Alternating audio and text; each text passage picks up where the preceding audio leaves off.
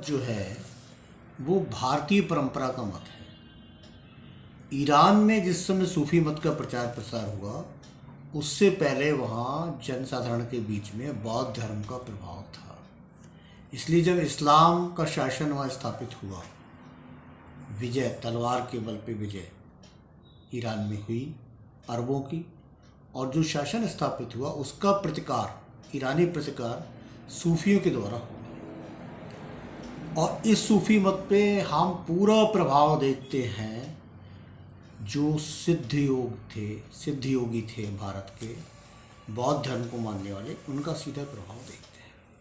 हठ योग की जो पुस्तक है जिसको नाथपंथियों ने माना, वो अमृत कुंड पुस्तिका का पूरा प्रभाव हम इसके अंदर देखते हैं।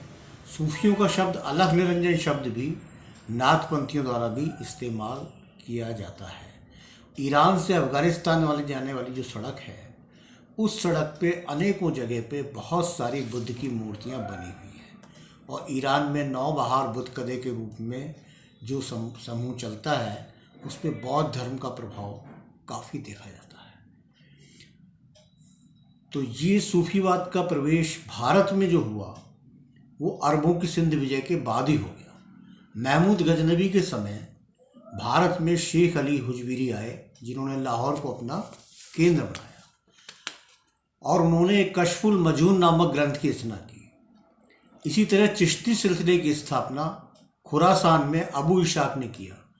चिश्तिया संप्रदाय के प्रथम संत शेख उस्मान थे और उनके शिष्य थे शेख मोइनुद्दीन चिश्ती, जिनकी दरगाह अजमेर में है और जनसाधारण के अंदर ये ख्वाजा के नाम से प्रसिद्ध है।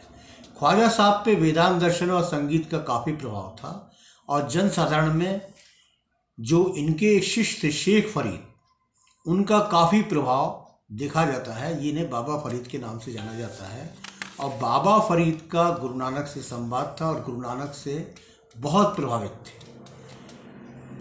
इसलिए गुरु ग्रंथ साहब में शेख फरीद के दोहों को हम काफ़ी देखते हैं। इनके शिष्य थे शेख निजामुद्दीन औलिया, जो भारत में आकर दिल्ली में निजामुद्दीन औलिया ने रहना शुरू करा।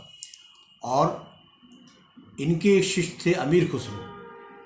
तो हम निजामुद्दीन औलिया, अलाउद्दीन खिलजी, इन दोनों के अंदर देखते हैं इस बात को कि अलाउद्दीन खिलजी निजामुद्दीन औलिया का विरोध करता है, लेकिन अंत में आके वो निजामुद्दीन औलिया के आगे झुक जाता है।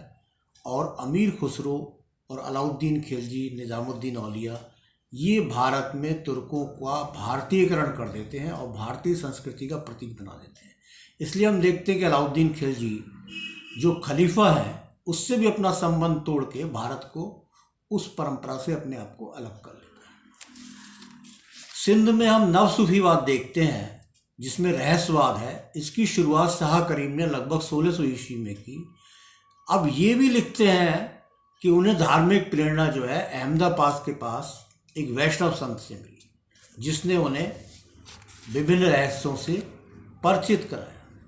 और हम सूफियों को देखते हैं कि वो अदृश्य भगवान को मानते हैं और उसे देखने पे, जो उसे देखता है, संबंध स्थापित करता है प्रेम योग से, वो अपना आपा खो देता है, ऐसा सूफियों का मानना है। मीर अब्दुल वाहिद ने अपने ग्रंथ हफ़े के हिंदी में कृष्ण, राधा, गोपी, ब्रज, गोकुल, यमुना, गंगा, इन सब का वर्णन करा है।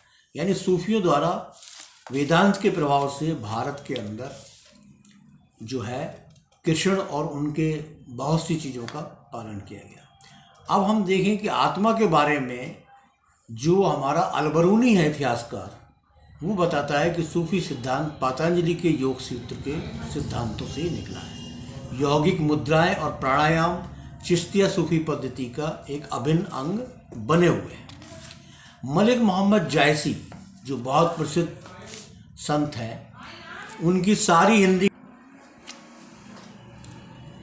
मलिक मोहम्मद जायसी की सारी हिंदी कविताएं, मृगावली हो, मधुमालती हो, मानसात हो, उसमें हिंदू देवी देवताओं का उल्लेख किया गया है, विशेषकर कृष्ण के ऊपर। और सूफियों की शिक्षाओं का प्रभाव ये है कि कर्म कांडों का विरोध करते हैं, जन कल्याण पर पूरा ध्यान देते हैं, राजनीति से दूर रहते हैं, इस्लाम में पूर्ण आस्था रखते हुए सर्वप्रथम सर्वधर्म समभाव पर जोर देते हैं, निम्न वर्णों के प्रति ज़्यादा सक्रियता रखते हैं और संगीत समारोह में उनका भारतीय संगीत देखने को मिलता है। और ये आत्मा और ईश्वर के मिलन की भारतीय कल्पना से ही अपने आप को जोड़े रखते हैं। यही है सूफी मत, जिसे हम भारतीय परंपरा का एक मत मानते हैं।